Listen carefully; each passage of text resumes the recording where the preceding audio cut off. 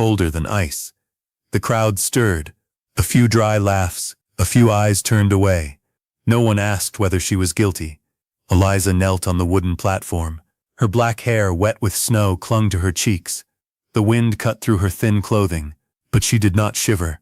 Only her hand tightened slightly, resting on her stomach, as if protecting something she could not put into words. $30, someone shouted. 40. Eliza closed her eyes. Then, another voice cut through. Whatever it takes. Everyone turned. A man stood there, tall and powerfully built, his muscular chest bare beneath a torn fur coat.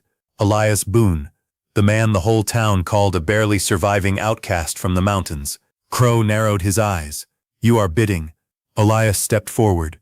Gold coins dropped onto the wooden platform, the sound heavy and real. He looked straight at Eliza. Just one sentence, slow and solid as stone. She will be my wife. The entire square fell silent. Marshal Darius Crow looked up, his gaze sharp as a blade. A wife, he repeated, his voice thick with mockery. Do you even know what you are buying, Boone? Elias Boone did not answer. He simply placed another bag of gold onto the platform. The heavy clink of metal echoed as the coins struck together. Crow bent down and opened the bag. His eyes flickered. That amount more than anyone in Raven Hollow had ever seen from a so-called mountain drifter. He straightened, glanced over the crowd, then looked back at Elias. The deal is done. The rope was cut. Eliza did not stand right away. She slowly curled her fingers, the returning blood making each fingertip sting. When she finally looked up, Elias was already standing in front of her. He did not touch her. He only held out his hand, not forcing. And then Eliza stood on her own. They left the town shortly after. The path up the mountain was steep and slick. The wind grew stronger as they moved farther away from Raven Hollow. Eliza slowed, one hand resting on her stomach, but she did not make a sound. Elias noticed. He stopped, removed his thick coat, and handed it to her. Put it on. You already bought me, Eliza said softly, her voice rough from the cold. You do not have to pretend to be kind. Elias looked at her, his gaze neither angry nor gentle. I am not pretending. She did not reply, but she still put on the coat. Ahead, through the hazy curtain of snow, a wooden cabin appeared on the mountainside. She did not know what that place was. She only knew it was nothing like anywhere she had ever belonged. The wooden door swung open with a long howling gust of wind. Eliza stood still at the threshold. Warm air spilled out from inside, waking her frozen skin. She had braced herself for a dark, broken-down shack, or something far worse. But what stood before her was completely different. A sturdy, well-kept cabin. The fire burned steadily, spreading a gentle warmth through the room. Shelves were stocked with enough food to last the entire winter. On the table lay old maps, documents, and leather-bound journals, things that did not belong to a poor, hidden recluse. She stepped inside slowly, as if afraid she might shatter something fragile. Behind her, Elias Boone closed the door, shutting out the wind and snow. He did not look at her. He simply hung up his coat, then bent down to add more wood to the fire. Sit, he said, his voice low, not a command, just a habit. Eliza did not sit. Who are you? She asked directly. Elias did not answer right away. He poured hot water into a tin cup, set it on the table, and gently pushed it toward her. A man who has lived long enough to stop answering useless questions. Eliza watched him, her gaze sharpening. What do you want from me? This time Elias looked up. Firelight flickered in his eyes. Not cold, but not easy to read. No one is allowed to touch you here, he said. That is enough. A simple sentence, but unlike any promise she had ever heard. Eliza tightened her grip around the warm cup. Steam rose, blurring her vision for a moment. Then she spoke slowly. They did not auction me off just for a horse. Elias did not react. You know that, she continued. He gave a slight nod. I figured as much. Eliza met his gaze this time, without looking away. The new railroad. They are going to reroute it. Not because of the terrain.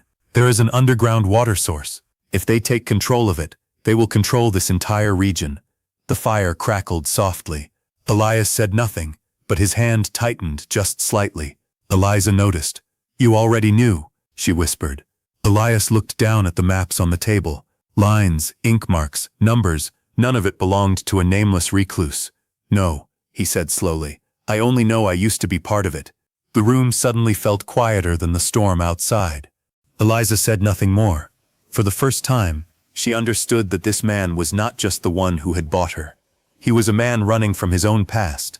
The fire in the hearth burned steadily, but it was not enough to drive away the cold settling between the two people sitting across from each other. Eliza did not take her eyes off Elias Boone. "You said you used to be part of it," she began, slow but firm. "What kind of part?" Elias did not answer right away. He stood, walked over to the wooden table, and opened an old journal. The thick pages were filled with numbers and symbols. "These routes," he said, his voice low. "I helped draw them, not with a gun, not with power, just with people like to call reasonable." He paused, his finger pressing down on the map. "They push entire towns aside, cut off water from people who do not have a voice." Eliza understood immediately. No more needed to be said. "So you know what they are going to do?" she said. "I do," Elias replied. "And you walked away." It was not an accusation, just the truth. Elias gave a small nod. "I walked away and told myself I was no longer part of it." The wind slammed against the door outside, as if to remind them the world out there still existed. Eliza rested her hand on her stomach, her gaze lowering. "That man," she said softly. "The father of the baby. He found out before I did." Elias stayed silent. "They did not kill him right away," she continued. "They just made him disappear, like he had never existed." A long silence followed. The fire crackled. Elias turned back, looking at her for the first time with something different. Not indifference, but wait. "You do not have to go back there," he said. Eliza shook her head slightly. "It is not about wanting to go back. It is that they will not let me disappear like that." Elias understood. Not a hunt with guns, but something slower, quieter, cutting off supplies, erasing traces, making a person disappear on their own. He looked out the window. Snow still fell in thick sheets. After a long moment, Elias spoke again, his voice lower. "I have spent too many years staying away from this." He paused. "But some debts cannot be buried under snow." Elias said nothing, but for the first time she no longer felt like she was in a strange place. She was in the middle of a story, one neither of them could walk away from. That night, the wind howled endlessly against the wooden walls. Elias Boone sat alone at the table. In front of him lay the old maps. The lines he had once drawn now looked like scars that could never be erased. In the corner of the room, Eliza had fallen asleep, her breathing steady but shallow. One hand still rested on her stomach, as if even in sleep she did not dare let her guard down. Elias stood, pulled on his coat, and stepped outside. The cold air cut through his lungs. He looked down into the valley below, where Raven Hollow lay silent beneath the snow. Farther out, the supply road leading up the mountain, empty. He knew immediately, not because of the storm, but because someone had given the order. The next morning, Eliza woke to find Elias sorting through their supplies. Bags of flour, dried meat, salt, carefully arranged, but fewer than she expected.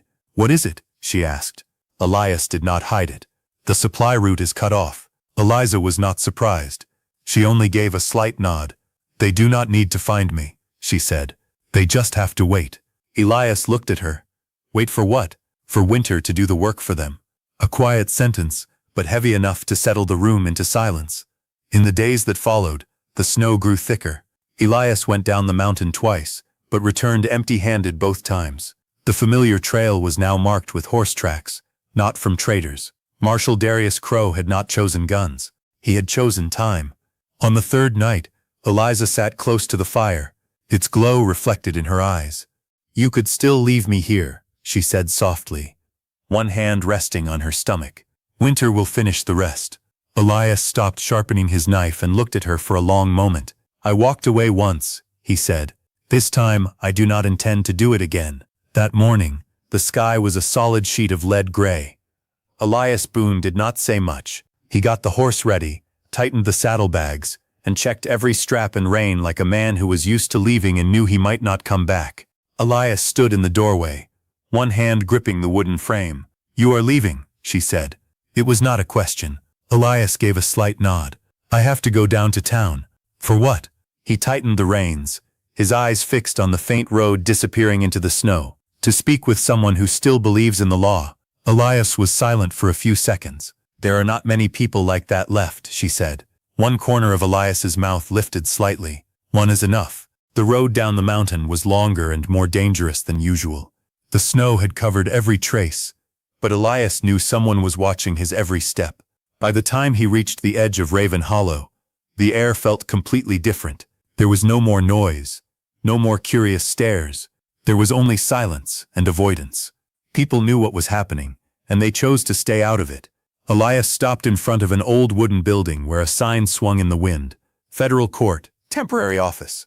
Inside, a man sat behind a desk, the glow of an oil lamp casting light across his stern face. Judge Nathaniel Ward. He looked up when the door opened. "Mr. Boone," Ward said, as if he had been expecting him. "I was wondering when you would show up." Elias did not waste time. He set the document bag on the desk. "You need to see this." Ward opened it and turned through the pages. The numbers, the seals, the maps. It was all enough to tell a story no one dared to speak aloud. The room stayed quiet for a long time. At last, Ward closed the file. "Do you know what you are doing?" he asked. Elias nodded.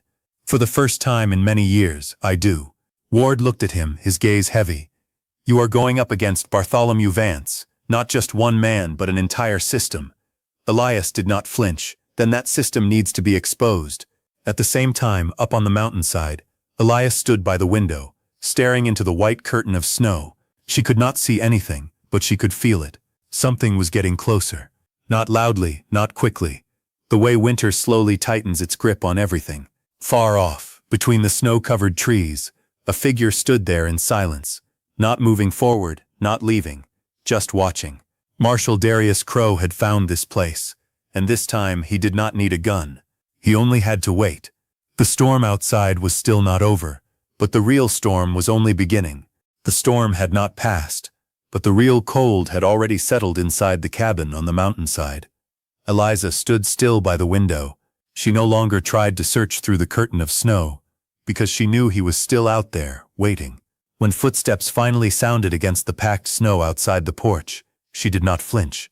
The door was not forced open, just a knock, 3 times, slow, even, confident. Eliza did not move to open it. She stood there, one hand resting on her stomach, her breathing slowing. "You cannot hide on this mountain forever." The voice of Marshal Darius Crow came from outside, low and clear, as if he were standing inside the room. There was no threat. He did not need one. "The law is still waiting for you down there." Eliza closed her eyes for a moment. "Whose law?" she asked, her voice quiet but strong enough to carry through the wooden door. Outside there was a brief silence. Then Crow let out a soft laugh. "You already know the answer." Just then, another sound cut through the distance, the sharp rhythm of hooves breaking through the wind. Crow did not turn right away, but something in his eyes shifted. Elias Boone emerged from the snow, his horse stopping a few steps from the cabin. Beside him rode another man in a dark coat, Judge Nathaniel Ward. No words were needed. His presence alone was enough to change the air. Crow turned, his gaze narrowing.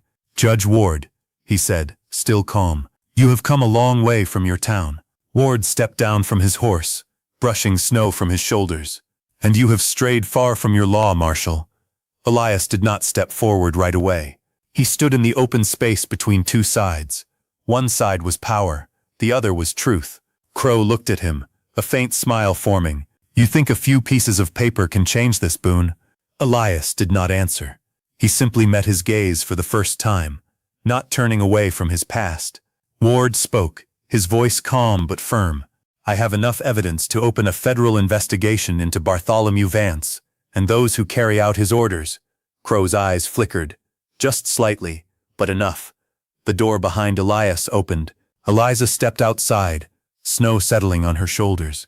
She stood tall, no longer the woman bound on a wooden platform, no longer something to be traded. She stood there as a living witness. Crow looked at her, and for the first time his certainty was gone. Not because of fear, but because he understood the game had changed. There was no gunfire, no one fell, only silence, heavy as stone. And in that silence, something rare finally happened in Raven Hollow. The truth was finally spoken. No one drew a gun. No shot broke the silence on that mountainside that day. Only the snow falling more slowly. Marshal Darius Crow looked from Eliza to Elias Boone, then to Judge Nathaniel Ward. His gaze was still hard, but no longer certain. He understood one thing clearly. If he took another step, he would no longer be standing under the name of the law. "This is not over," Crow said quietly. Ward replied, his voice even and cold. "No, but from now on, it will be recorded the right way." A pause. Then Crow turned away. No rush, no anger. Just, for the first time in his life, he had to leave without deciding the outcome. In the days that followed, Raven Hollow began to change, slowly but clearly.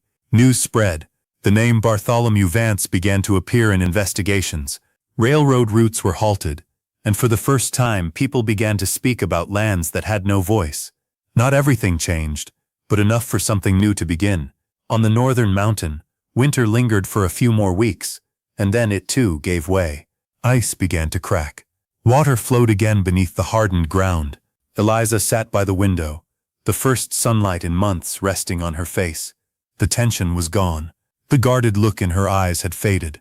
What remained was a quiet peace, something she had never thought she would have. Behind her, Elias was repairing a rough wooden cradle. His movements were still slow and steady, but no longer heavy. "You do not have to do that," Eliza said. Elias did not look up. "I know." He paused for a moment, then added, "But I want to." The baby was born on a quiet morning. Eliza held the child in her arms, exhausted but gentle in her gaze. Elias stood nearby, as always, not touching, until she looked up at him. He stepped closer. The tiny child wrapped its hand around his rough finger. Elias tightened his grip just slightly, the first time he allowed himself to feel it. Months earlier, in a freezing town square, Elias had said something he himself did not fully understand. "She will be my wife." Back then it had been a shield, a way to save a life from disappearing. Outside, the snow had nearly melted. A new path stretched across the valley. On the mountain, a small family began. Not loud, not perfect, but real. And for them, that was enough. Spring came late that year. But it came. The snow melted. Water flowed again through the old streams, and Raven Hollow learned to live with what had happened, even if no one ever spoke of it out loud. On the northern mountain, Elias, Boone, and Eliza had nothing to prove to the town. They simply lived slowly, kindly, and with enough courage not to turn away from the truth. The child grew up between two worlds, one that had once tried to erase it, and one that had chosen to protect it. Justice in those days did not always come from guns or grand courtrooms. Sometimes it began with a simple choice, to stand up when everyone else stayed silent, and changing one life was sometimes enough. If the story of Elias and Eliza has touched even a small corner of your heart, a story about debts that cannot be buried under snow, about quiet courage,